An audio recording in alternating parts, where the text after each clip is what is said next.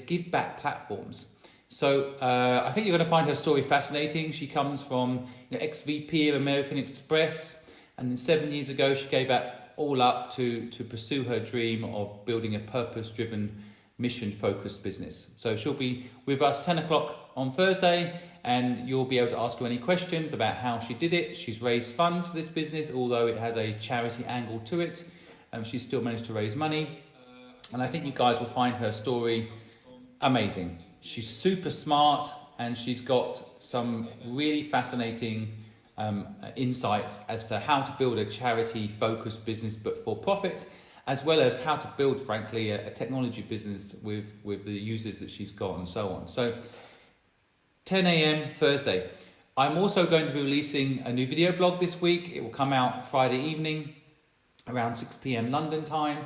You can get it all on my YouTube channel. So if you guys are interested in my story and my insights, you're welcome to join that video blog. I'm going to be talking about how your training that you've received in the past, or you have, could actually be the problem. Sometimes I think being trained can sometimes therefore affect your instincts. So people then stop relying on instincts and go towards their training. I also think sometimes people train themselves into a corner. In other words, perhaps they're trained in a certain area, and then later they don't necessarily want to work in that area, but their training traps them in that role. So I'm going to talk a little bit about that and my experience on that. So that'll be my video blog at Friday. So why don't we jump straight in and start saying hello to some of the entrepreneurs that are joining us this morning. So our first entrepreneur is Chris. Good morning, Chris. Can you hear me? I can, yeah, thank you. Oh, good. Okay, just going to turn the volume up so everyone can hear you properly. Welcome to my live this morning, Chris. Thanks for joining. I was intrigued by your introduction of a highly scalable home improvement company. So please tell me and my audience a little bit about you and a little bit about what you're doing. So I've worked in the home industry for around 25 years, from showrooms on the shop floor. I've gone out and worked with the plumbers and the electricians and everything else, just to see how it was done.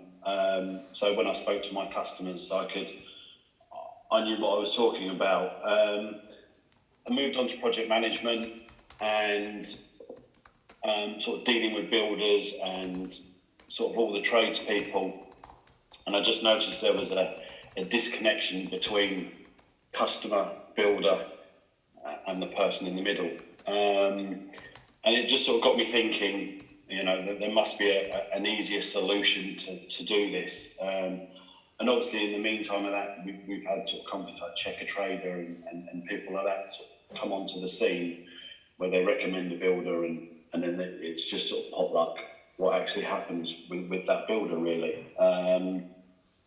So I sort of sat down with a few friends of mine and come up with this solution, which is an end-to-end one-stop shop for home improvements, web-based. So the customer comes online, they express an interest, and they register their details. We follow it up with a designer or an architect, whatever it may be for the project that's needed, and then we find the builder that is suitable for that particular project. So in effect, it's like Checker Trader to start with, but what happens is we project manage that job from start to finish. So we deal with the procurement of all the products. We hopefully will deal with the finance if a customer needs it. And then we project that manage to completion. So the one thing with the business, with this style of business is there are rogue customers out there and there are rogue traders. Everyone goes on about rogue traders, but there are rogue customers out there as well. So the idea is that we look after both during the project. So what happens is we go out, we introduce, and then we stay with that project right through to the end.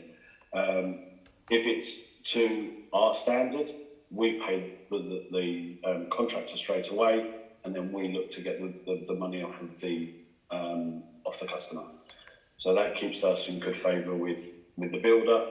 And then if the customer has any issues, turn up late, don't come up dressed.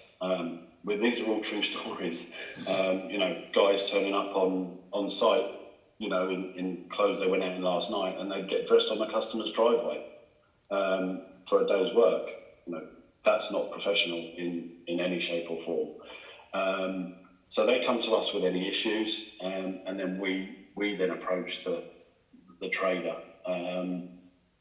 So it stops any bad sentiment between builder and customer. Because a lot of customers that don't want to speak to a builder, because a lot of builders will just go, I can go and do a job up the road, and it doesn't really help anybody in the end.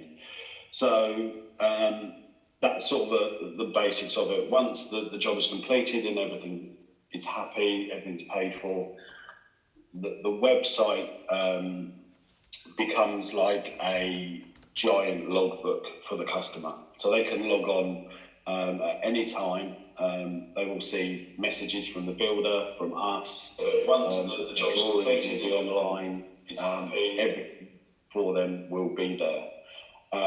Once it's all finished, we then log all of their guarantees and warranties. So the warranty for the oven, the bath, any other products that are on there, we scan them and we log them all onto their own personal page. So 5, 6, 7 years, 20 years down the line, if there is an issue with something, they can just log on to their website, onto their web page, and pull up all of their documents. Because you do it, I do it. You put an oven in and you put it in the drawer and forget about it, and then you lose it, and then there's an issue.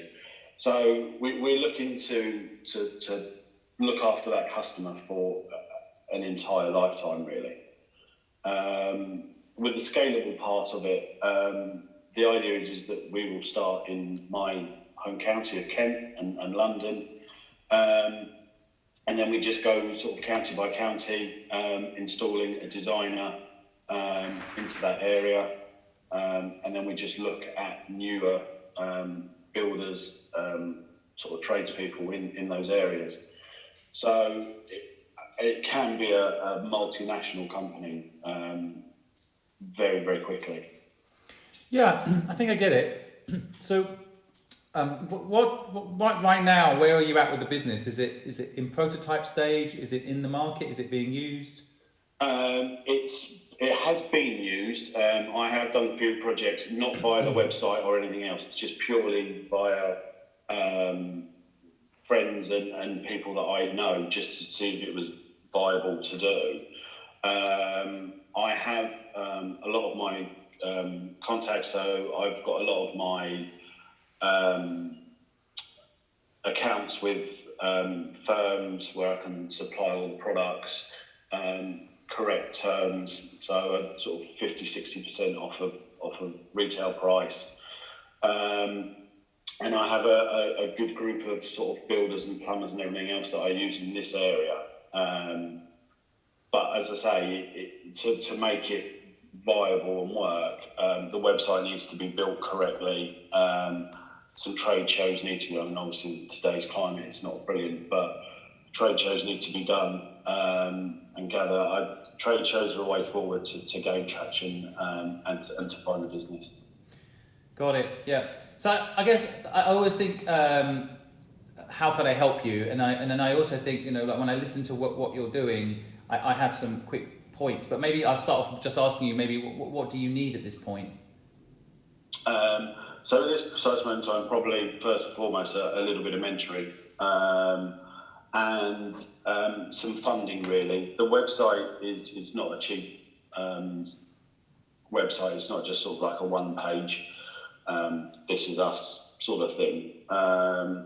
and then obviously some office space instead of doing it in my front room, and then just to book up and put out there the name of Coty in trade shows, on the web, on social media. So it's funding or investment is where I need to be. Right. Yeah. What's your background? So you've obviously been in the trade. And you mentioned earlier, you kind of saw this problem firsthand. But what's your? I mean, do you have a day job right now? Is that what's the? Yeah, my day job is I'm actually a pub manager. Oh, okay. And obviously, sort of sitting above a pub for 10 weeks has sort of driven me forward to actually try and kickstart this and try and sort of come out of an uncertain business, really, and do what I love. That's the main thing. The sort of working in a pub is fun and everything else, but it's not what I truly love. Home improvements is sort of where I enjoy the designing, the project managing, that sort of thing is where my heart is. Fair. I think this is one of the things I try to highlight. I think the coronavirus has been a nightmare, of course, but equally it can also give a chance to reflect on what you really want to be doing and give you a chance to pause and think, right? So yeah, definitely. I totally get that, Chris. Yeah. Look, have you built a business before like this, or been involved in building a business like this? I've been involved in setting up sort of bathroom and kitchen showrooms, and obviously sort of being sort of showroom manager, etc., etc. I've sort of been through all stages of the business. So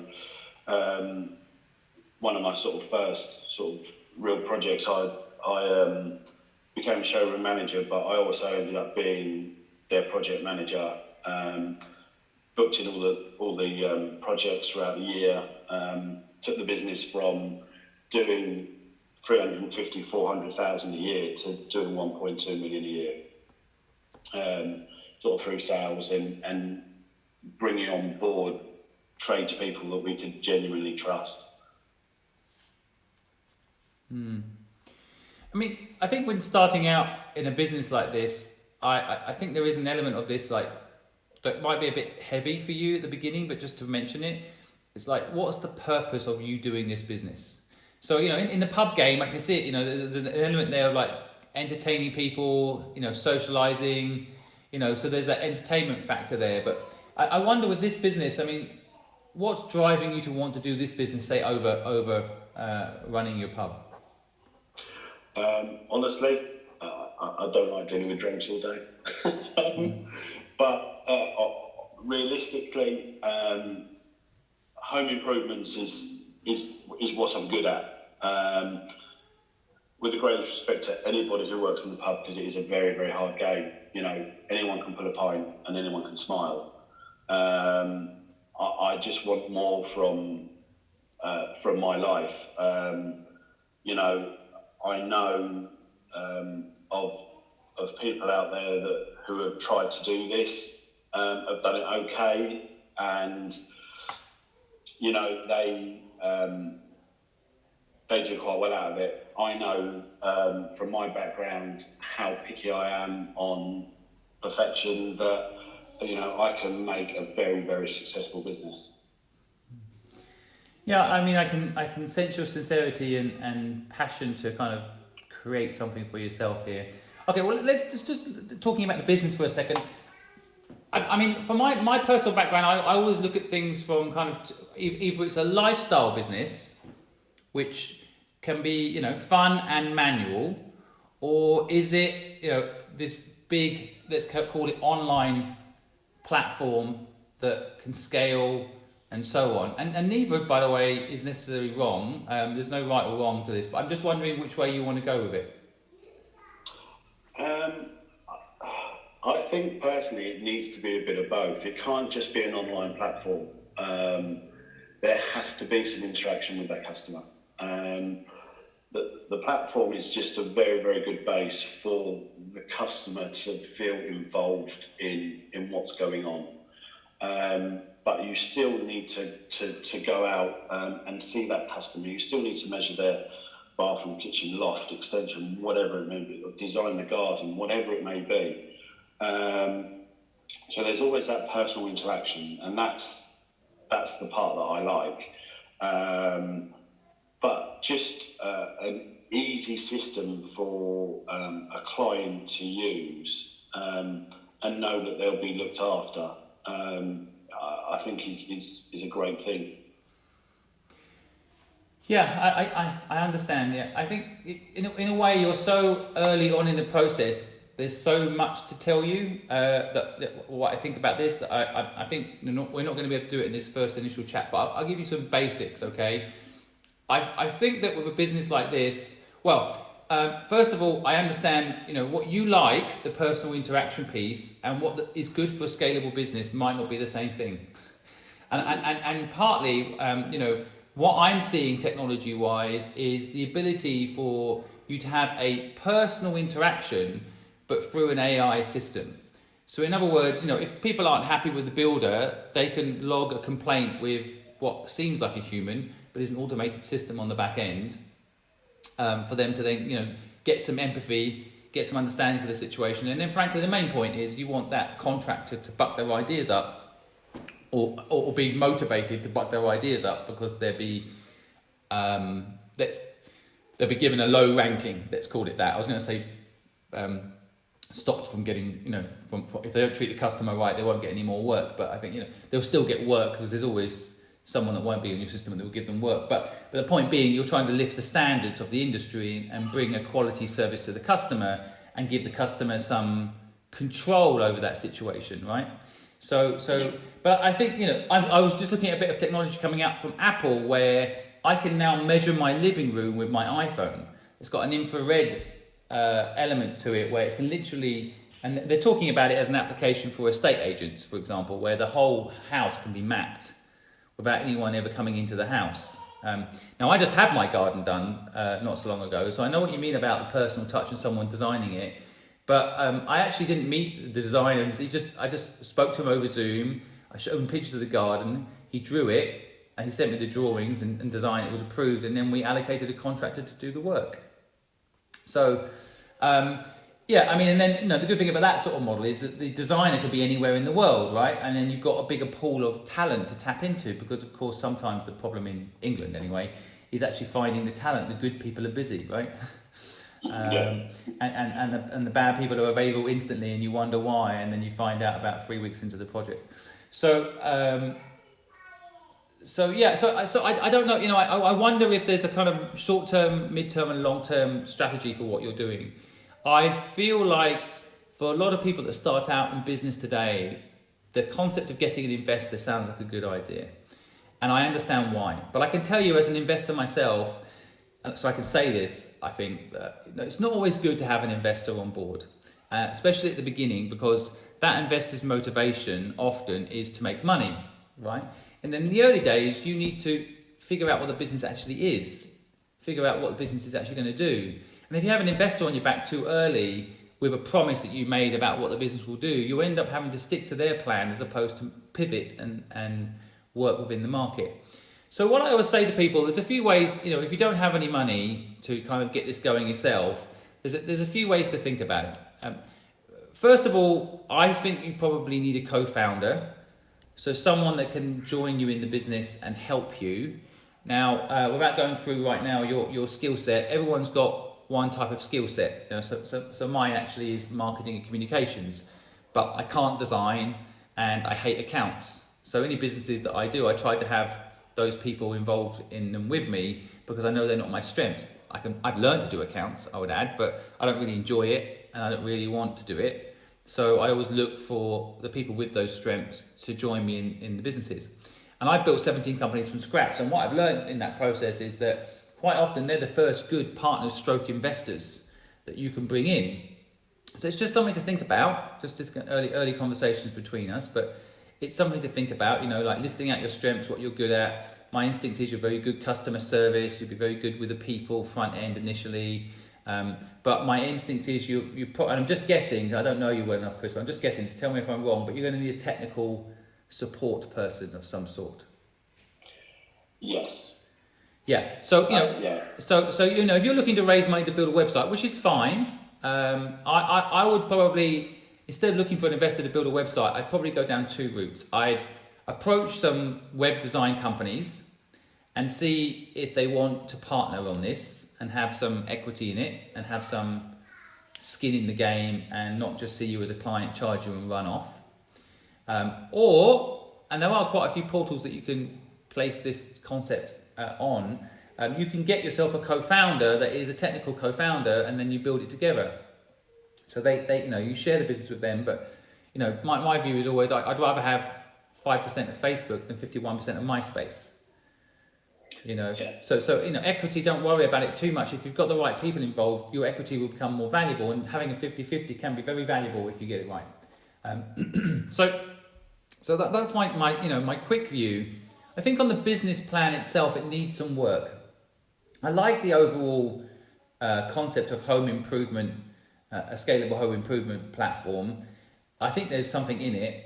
I don't know why. I mean, I know. I think it was B&Q that just got bought by Amazon. But to me, they're an extension of this. The supplies, the products, and all of that.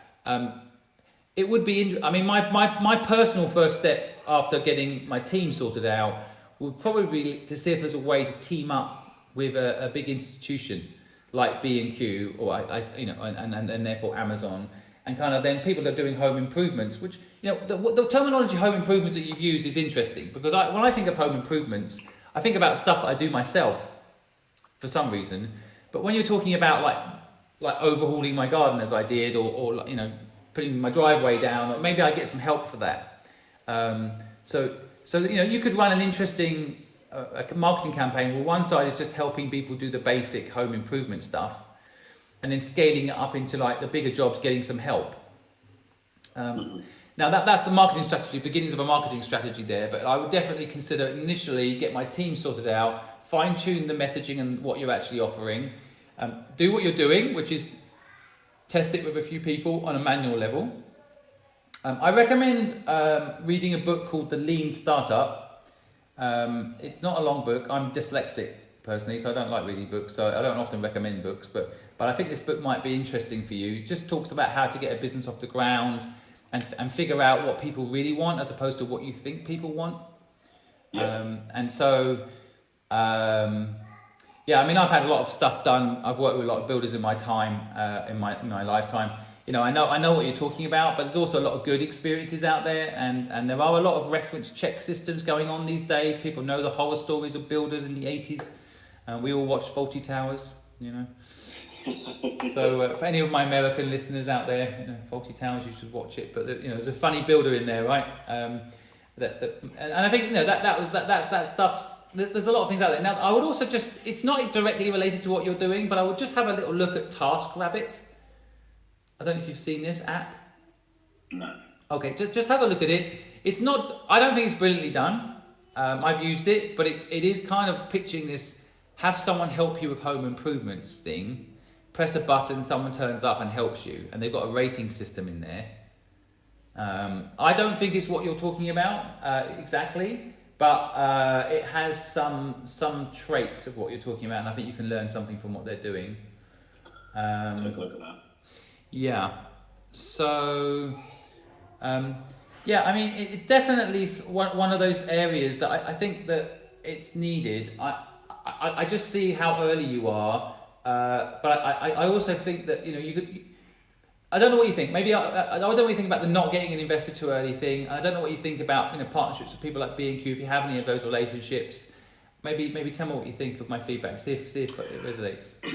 The B&Q sort of thing could be a good way forward. I know that they do use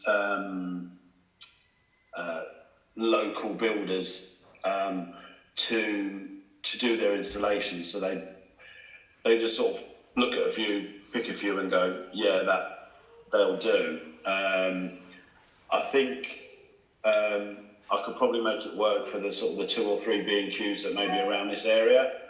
But once again, you know, B&Q are one of, I think, from someone who I used to know that worked for Pirelli, who dealt with B&Q, they are very, very aggressive in what they do, and they would be, it needs to be national or not at all. They wouldn't do independent one-offs, I don't think. My experience of corporations is everything takes about 6 months anyway. So if you start talking to them now, you know, act international, you know, act like it's, you know, eventually going to cover the whole country. Most of the time, and again, I've done some big deals myself with Nissan and American Express and all sorts of big brands, so I know this area quite well. You know, it will take you 6 months to get a big deal with these people anyway. So you start talking to them now. One, you can actually work alongside them because you're in the early days. So you can actually adapt it to kind of suit what they think they need. Plus, most of the time they do want to pilot in 1 or 2 stores first to see if it works. But I think there is a problem there. I mean, I go to B&Q, I pick up some paint. Sometimes I do think, oh, I'll just get someone to do this. And you know, who do I go to in B&Q? They should have a whole department doing this. And you're right, what does happen, if I go find customer service and wait 10 minutes to talk to someone at customer service, maybe they'll sheepishly recommend someone in fear that that person makes a mistake and it affects the B&Q brand. But they want to help the customer because there's definitely a need there for some help with the DIY. And so there's I think there's something there, and I think it's Amazon that's just bought B&Q.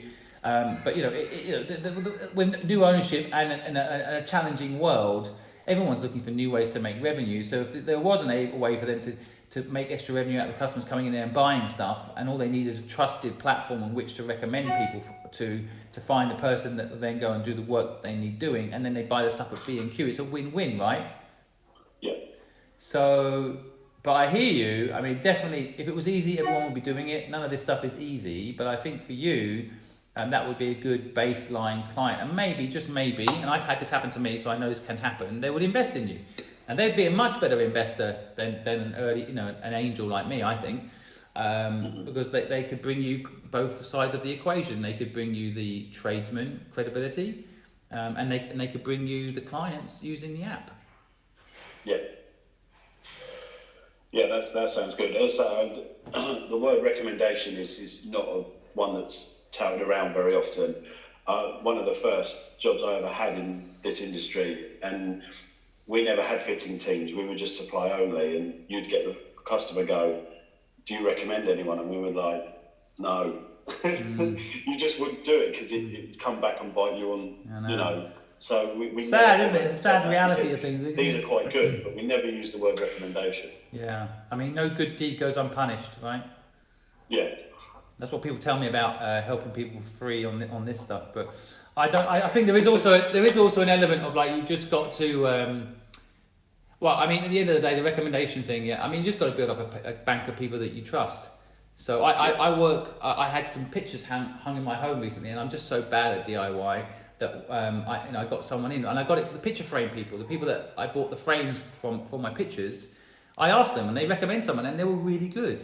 And I think because that frame shop has recommended this person to so many people, there is also an element of like they're really, really accommodating, really, really nice, and really, really proactive.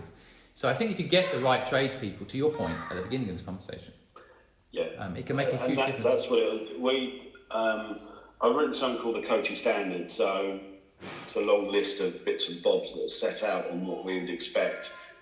We've worked with trading standards in every area, you know. So when we come to clients, you know, they are all our guys would be CRB checked. They'd be trading standards. They would be this and that. They work, you know, they would work in our uniform for us. I mean, it may be in co-injunction with their own name, but it would be always our name. So they would, whenever they go out and step onto a project from us, it would be, they would work for us. They would answer to us and not, you know, they would be there at 8 and they would finish at 5 and that's the way it goes. And we would set that out to start with straight away. So you would soon whittle out all the undesirables, as it were, that want to try and make a quick buck and sort of stand on the roof in their shorts and a pair of trainers. It doesn't work like that.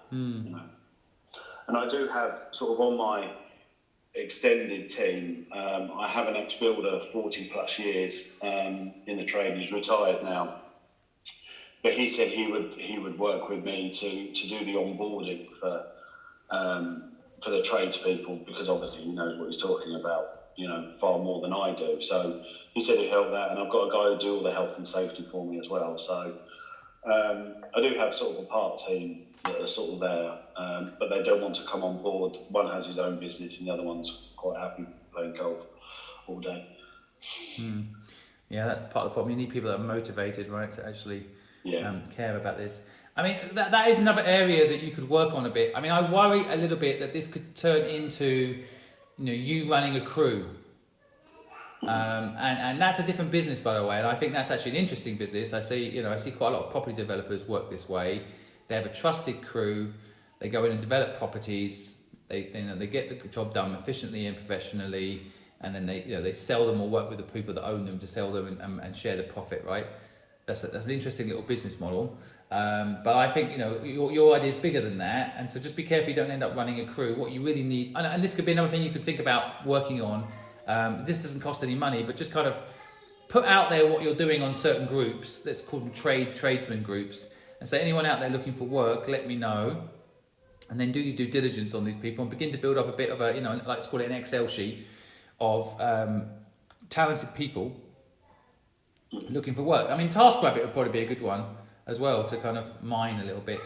There are a lot of people out there that are good, that are looking for work. There are a lot of tradespeople that are actually good, in fairness, that aren't necessarily busy. They're just not good at marketing themselves, which I think could be part of what your offering is, your tradesman marketing support sort of idea. Yeah, I mean, that's, the idea is that you work with X amount of people in an area and that's it. So if we take Kent, where I am, we'd probably have 2 loft guys, 4 or 5 bathroom installers, 4 or 5 kitchen installers, and probably 2 or 3 high quality builders for extensions, and then a couple of landscapers. And they were the only people that we would use in Kent, unless it got super busy, and then you have to then onboard somebody else.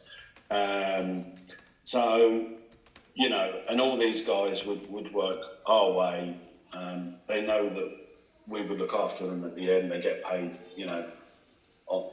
when the job's finished, etc., etc. But that's, that's sort of the way we look at it. And then, we would then move to, we'd stop the next 2 counties and we would do the same thing. And then, as I say, it is growable. And then over time, you would put in a project manager into that area as well, and maybe a couple of designers, and that's it. That then becomes a hub. My thought further down the line would be maybe to do a region to franchise. I'm not quite sure how it would work, but franchise could be another way of doing it. Yeah, I mean, franchise is an interesting one. Again, for franchises to work, you need proprietary technology and proprietary systems that, if someone could just do what you're doing, if you make it too manual, you got to be a little bit careful. Like the most successful franchises in the world, like McDonald's, and they kind of own the land the properties sit on, so they're actually the biggest landlords mainly. And then they own of course, the produce that is sold inside, and then they have a brand that they built up over time. And so just keep that in mind with franchising. It's I think you've got a technology company here personally, and I know that's not your comfort zone right now. Where if you get a technical co-founder, could be. But I think you've got a technology business here, and that's much more exciting than any manual individual business. And frankly, franchising is fine, but it's kind of old news in a way. Franchising in many respects, kind of the old way. Franchising. In fact, if you're a franchisee owner, you're a B2B salesperson, and all day long, you're looking for people that are going to buy your franchise, and then you have to manage them. It's a big business, just managing those people. Yeah. So, and I'd rather. It was just a thought. I'd rather do the whole thing myself, if that makes sense. Yeah, I mean, but don't get me wrong. I'm being a devil's advocate to your point of maybe I look at franchise, because the other angle on this is that why you've got a bit of time is to go and look at what is being franchised out there. I mean, I don't think there's any franchise trade shows at the moment, but normally there is. But I'm sure there's an online stuff going on, or there's an online booklet, or an online access point to find out, what franchises work in the home improvement space. What is there already? And just assess the market. I'm giving you advice based on what I know. Doesn't mean it's right? I mean, franchising I don't particularly know and I don't particularly like. I like the idea of an app or technology business that can scale based on fixing a problem in a niche that no one's really looking at. And I think that's what's interesting about what you're doing. And as someone that needs home improvement all the time, because I live in London in a 100-year-old property. That's being renovated, but there's always something going on with it. So I kind of know, the home improvement market is big because everybody needs, especially these days when you're living at home all the time, you need everything to be working and comfortable. Yeah, definitely. And that sort of what sort of spurred me on to push forward with this is I think with people being stuck at home for the last 10 weeks, 11 weeks. They start to see flaws in where they are. And I don't think there'll be a lot of people moving at this sort of moment in time. So I think, people will look to do stuff within the property. Yeah. So I think now is sort of a really good time to strike. Yeah. Just quickly, before we go on to I've got someone else joining, but I've got a few feedback items here from people online. So one of my one of the people on YouTube is saying, Vishesh, he said, you could make and sell courses which teach people home improvements. Okay, just his feedback. I'm just reading other people's comments, but okay, there's something called Urban Clap. I don't know this, but someone's suggesting you look at that. I haven't seen it myself, but Urban Clap, URBANCLAP.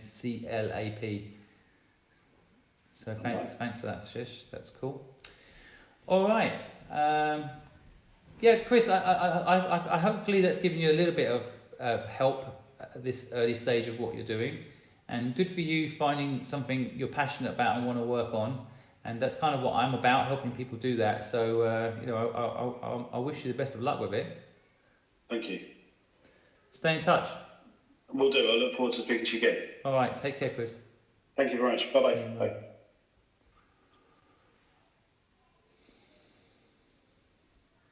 So there we go, folks. That was Chris. He's got a scalable home improvements business that's got in his head.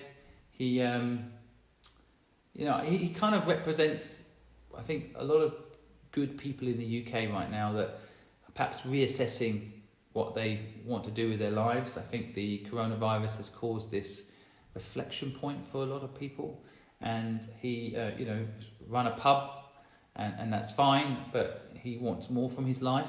And I think having had 10 weeks of not running a pub while coronavirus hopefully passes us by, he's been thinking about what to do next, and he's come up with this good idea based on a problem that he knows needs solving, and he just needs a little bit of help to make it happen. He's definitely, in my view, just listening to him and watching him, he's got the skills to do it. He's got the passion to do it.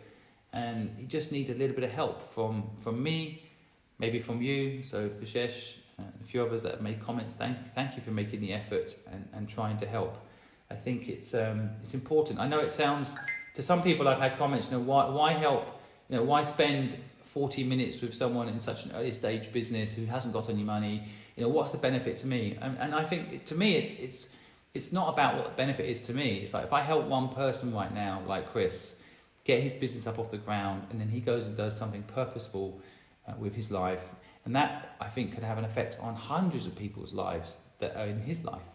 And I think that positive effect, one at a time, is enough for me, and I think is frankly the only way we can move forward. I mean, the numbers that we're seeing right now of unemployed and so on is so daunting. It's 20 million, 30 million, 40 million, 15%, 20% unemployment in most countries. America, I think it's 15% unemployment. England's just hit 11% unemployment. So I know, these numbers are daunting. And I just think helping one person at a time right now, yes, it's not scalable, but step by step. Hopefully we can help someone like Chris. He then can start his business. It will work. He can hire people. He can be the green sprout that comes up from this devastation of the earth that has been the effect on so many people's lives thanks to coronavirus. So yeah, I hope it's not boring for you guys listening. I know that sometimes with these things, you might jumped in halfway through, but just trying to help Chris this morning and get him up and running and give him some confidence and someone to talk to that can just help him think through how to get his business up and out. So I'm now going to be joined by a founder who's doing an AI dating business. My Zoom seems to have stopped, so let me just find out what's going on there. Why has it? I'm just trying to get my next guest on, guys. Give me a second. It's always the same with these technical issues.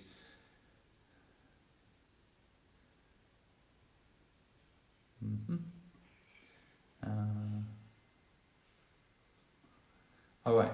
So the next guest is Danal. Danal is doing a AI dating product. So let's have a little listen to him and how we might be able to help him this morning.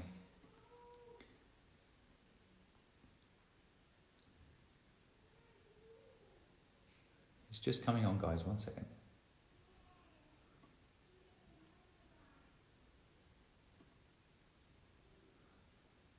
Good morning.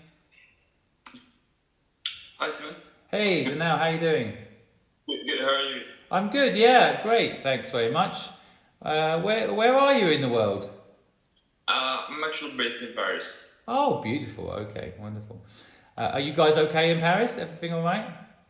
Yeah, things are getting back to normal. Like shops are opening, bars, pubs, restaurants are opening. So I think pretty much everything is back to normal.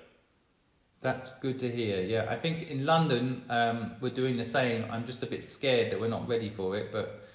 I actually have the same feeling, but I don't know. Yeah, I mean, there does come a point, I guess, where you're like, life's a risk, right? Yeah, of course. And you kind of have to take your chances, right? Yeah, but the thing is, I'm not sure whether it's worth taking, right? Like a lot of people are like hanging outside. I know. I'm a little skeptical about it still. Yeah, I know. I mean, a part of it is also the kind of fear that gets installed in you, the negative fear. I actually fear is a positive thing, but the negative fear that comes from the media, when they kind of show what happens to people when they get sick and so on. Anyway, we're here to talk about your business. So maybe we won't go too deep into that, but I'm glad you guys in Paris are recovering, and hopefully, I mean, Paris is one of my favourite places in the world to visit and sit in a cafe and have a croissant and a coffee and look out on the world. So I'm glad that Paris is coming back to life. So that's nice to hear. But I'm intrigued by your message to me about your AI dating startup. So fascinated to hear a little bit more. So I'll tell you how it all started. So I've actually been probably an expat my life most of the time. So I probably started online dating back in maybe 2014 when I did an internship in Japan. So back in the time, I actually didn't have any way to interact with people. So I just realized I'm really bad at meeting people. So I'm kind of an introvert. So time went on like that. So last year, maybe around 2018, December, we had this idea because it was quite difficult to get matches in online dating because that's the way it is. There's a lot of competition, a lot of frustration, a lot of learning curves.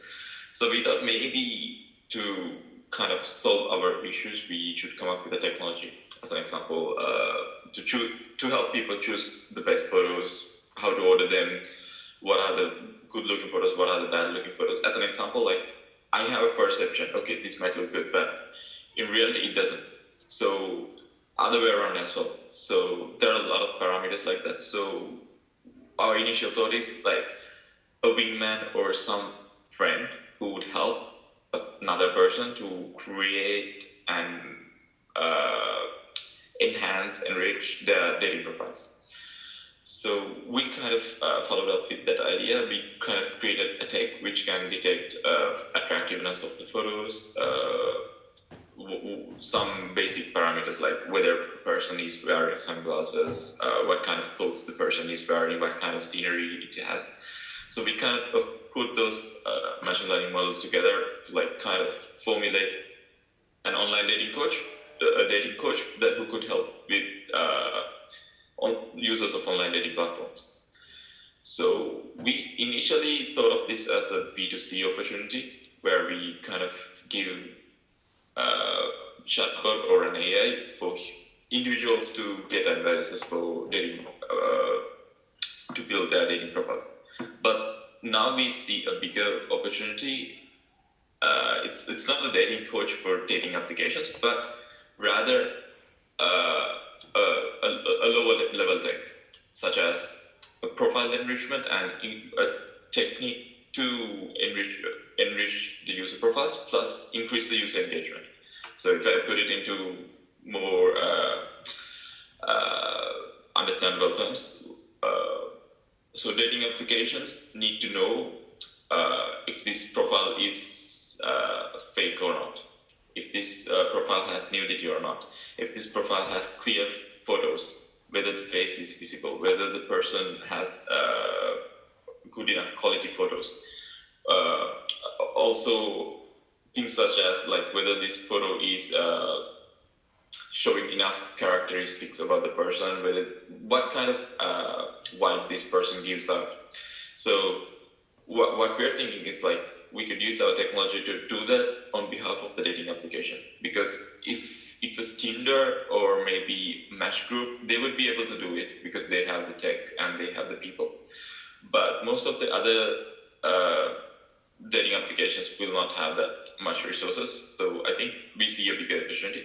So we tried pitching it to a few dating applications here. So as an example, we managed to get into a pilot with a dating application based in Paris called Abrico. So they have about 40,000 active users. Then again, another dating application based in Paris called Lovell. So we see B2C medium and B2B medium as both growing strategies. So we will use B2B medium to get revenue and also to get data and use feedback to validate our models and increase the accuracy and increase the precision and also the user experience. And also on the B2B approach, we're thinking of more something long-term. So our goal ultimately would be to create the machine learning or analytics-based tech for dating applications, which we see a bigger opportunity. Plus, deep down in our mind, we feel the opportunity for an exit as well.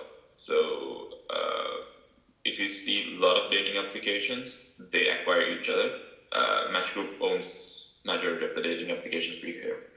And then eHarmony owns a lot of dating applications we hear about, as an example, Bumble. So there's a like trend where dating applications tend to acquire each other. So we see that as an ultimate exit, maybe probably in like 3 to 5 years time. But in the meantime, we want to make sure we create a technology which is hard to replicate and truly delivers value. So far we have achieved that, in my opinion, because we already have organically grown into about 2,500 users in roughly 3 months' time. For our growth, we used content creation on Quora and mostly Reddit. Out of this, we initially started with 0% conversion in our first month, and then at this point in time, we convert about 7.3% of the users we get into paying users. And the price depends on where they are actually from. So we do price discrimination heavily. So if you buy it from different parts of the world, you will have to pay based on your income level. So which we believe the best strategy. So our packages roughly based from €5 to €10, actually €4.99 to €9.99. And one of the most widely asked question when we were doing this, do you think this will be recurring, something that people will use constantly? So to answer that, we actually validated the idea for that as well. So one thing, dating applications are quite addictive. Just because you got into a dating application, you go out on it, doesn't mean you end your life cycle on the dating application. It goes on for a while. So that is one thing. And the other thing is like we seen the patterns. A lot of people who uses our application for once, they actually tried like several times. They tried the same day several times, and then in the same week, and also like a few weeks apart. Most of the time, they actually take an in photo, and they use our tool to check if that photo is good enough for their profile, and they make changes and just check whether it's good enough. So they kind of use it as the validation mechanism for their dating profiles. So we see long lifetime value for their users. It's too early to say like, okay, this will be 3 months, this will be 6 months, but at this point in time, we could see a lot of recurring users. So based on that, we actually so far only got those revenues, got those users, and got those paying users using a chatbot on Messenger and also a Chrome extension. So those are, I think, very pessimistic mediums to grab users. So now we are looking into a mobile app, and we are hoping more conversions and more user adoption will be there. Because we actually got this feedback from most of our users. They like to have a mobile application on their phone. So we really look forward to get users, get more traction, more paying users. And at the same time, what we feel in the long run is more important would be data. So we're looking forward to it. I get it. Well, first of all, I've got a hard stop at 9 o'clock without name dropping. But I've got a chat with a guy called Bo Hansen, who's the managing director for Silicon Valley Bank, right after this. And it actually, it makes me think if I was to pitch this to Silicon Valley Bank, okay, first of all, everything you just said really makes sense. And I think you're very smart, clearly, and I like the angle on the B2C and the B2B elements that you're thinking about. I think that's really smart. I guess there's two things. One, what can I do to help you? Two, just before you tell me, one thing I think about this, and just to throw it out there, I think in a way you're narrowing your opportunity by thinking about only the dating scene. And I think if I was to talk to a Silicon Valley Bank and say, this is really interesting startup, this is what they're doing, if I said dating, people instantly go, oh, another dating something, right? And I get what you're doing. I'm not saying it's not a bad niche. But I think about LinkedIn, for example. I think about how people don't get engagement on TikTok. They don't get engagement on LinkedIn. They don't get engagement on many platforms, in part because their profile picture's wrong. But their perception is it makes them look good. And that's a lifetime user right there. And then that LinkedIn will buy you. Forget some cheap, share swap deal with another dating app company. Like LinkedIn, more premium. You already get, if you buy premium with LinkedIn, you already get this stuff that I think's shit. Sorry for anyone listening. I think you just get this, like, you can do it in mail, you could, okay, all right. But if your service was added on there as like, and enhance your profile throughout AI, blah, blah, blah, that's pretty interesting. What do you think of my idea? We actually thought about it too, like just a tech for profile enrichment. Doesn't matter which platform, but we feel maybe it's better at the start we keep focused on dating applications because there's. I would run a few tests outside of dating, because from an investor perspective, it's much more exciting if it's like you say, the lifetime. You can stretch it out. I hear you, but the idea of a dating app is you end up in a relationship. Well, unless you're Tinder, but generally. The general thesis is that you end up with a relationship and then you're off, and Anyway, I mean, if you don't mind. yeah, no, of course. We're only having an initial conversation, so I mean, you're very smart. I can tell. I'm sure you thought about all of these angles, but yeah, please go ahead. No, what I was saying is like actually most recurring users we have are for serious dating. Right. Because they really care about who they meet and like. Yeah, but exactly. But when they meet them, they're more likely to get into a relationship quicker. You know, there is a market, and I don't like the market, but there is a market for people that are just serial trying to get dates and so on, right? And they want the whole thing enhanced to make sure they get more and more of those dates, right? And they're actually probably more like lifetime customers than the people that you're actually talking about there that actually want a deeper, meaningful relationship. And once they have it, they're off, right? They're not going to be enhancing their profile anymore in those environments. Yeah, but Simon, they take a lot of time. I know. Don't worry. They don't. I've dated in my past, so I know what you mean. I know what you mean. Anyway, I'm actually saying I think what you've got is really good, and I'm not at all saying it's bad. I think it's interesting. I'm just throwing out there that, you know, and what can I do to help you? I've only got a minute left, but what can I do to help you? And we can always have another conversation to follow up on this. What do you actually need? Maybe I could send you my pitch deck. One of the things we would like to do is like raise a small round of funding, maybe somewhere between angel to seed. So what is that? How much is that? We're looking for like 500,000 euros. Okay. And so money. And what else? Anything else? Oh, of course. Always networking, and maybe if you know any dating applications we could work with, and if you could give me some introductions, that would be pretty awesome. And also accelerators. Yeah, okay, all right, no problem. Well, let's have another follow-up call, because I really like what you're doing. Send me the deck so I can study it a bit more. And maybe Wednesday morning come back on. I don't know if you're Wednesday morning, 8 o'clock, maybe we could I'll allocate a bit more time, and we'll have another chat then. And I'll look at the deck in the meantime and have a think about it for you. Of course, thank you very much. I already took 1 more minute then. Yeah, no problem. Thanks so much for coming on. Really nice to see. Yeah, good luck with it.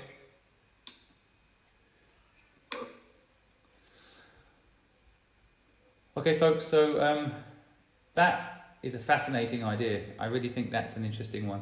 Enhancing your profile to get more interaction. But